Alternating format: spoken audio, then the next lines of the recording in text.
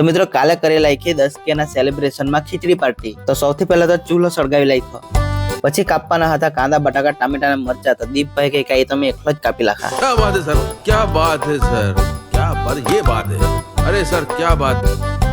શાકભાજી કપાઈ ગઈ એટલે તપેલો કાળો નહીં પડી જાય એમ કરીને ઉપર થોડુંક તેલ લગાવી દીધું। ये तो लेटेस्ट न्यूज़ है। દીપ એકલો શાકભાજી કાપતો હતો એટલે બધા ખુશ થઈને તેની તારીફ કરતા હતા। અને આ છે અમારે ત્યાંના કબડ્ડી પગલું। कबड्डी कबड्डी कबड्डी तू कबड्डी मेरे से प्यार करती है या नहीं करती? ચૂલો બરાબર સળગી ગયો એટલે તપેલો ચડાવી દીધો, પછી લાખી દીધું તેલ અને તેલ ગરમ થયું એટલે લાખી દીધું જીરું ને રાઈ।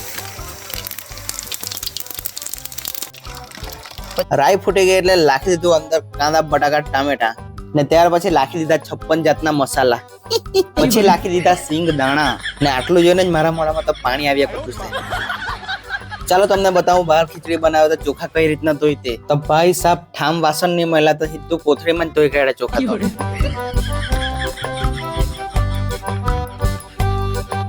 ચોખા ધોવાઈ ગયા એટલે લાખી દીધા સીધા અંદર ચોખા તો લાખી દીધા પણ દાળ લાખવાની આજે હું ભૂલી ગયા, પછી ઉપરથી લાખી।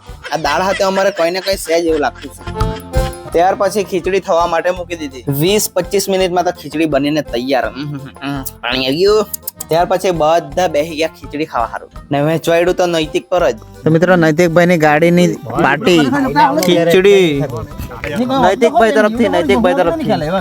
તરફથી પછી છાશ સાથે ખીચડી ખાઈ લાયકી ને મજા આવી ગઈ। તો ચાલો મળશું નવા બ્લોગમાં।